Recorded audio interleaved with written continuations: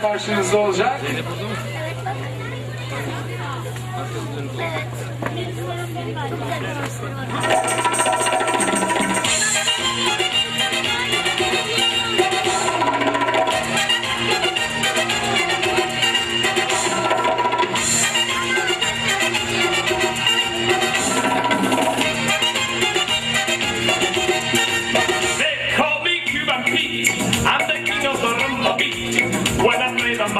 I go chick chicky boom, chick chicky boom. Yes, sir, I'm Cuban Pete. I'm the crazy man that gets straight. When I start to dance, everything goes chick chicky boom, chick chicky boom. The senoritas they sing and they swing with their sombrero.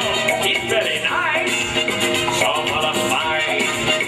And when the dancing they bring a happy ring to their ghetto, singing a song all the day long.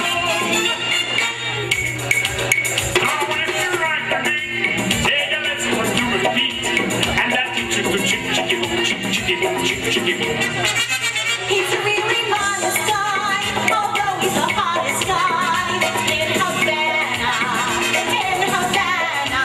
See, senorita, I know that I would like a chicky booty. It's very nice.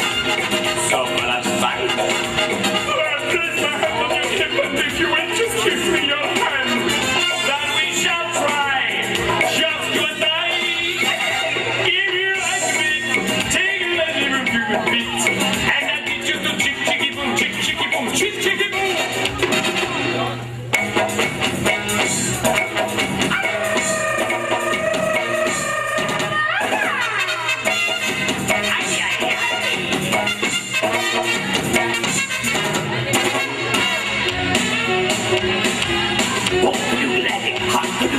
What's the matter with that enemy?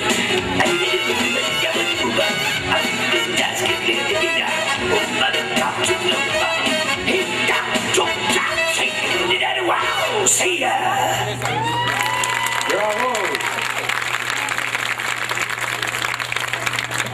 Evet, şimdi yine orta grupla devam edeceğiz. Rock and roll karşınızda olacak.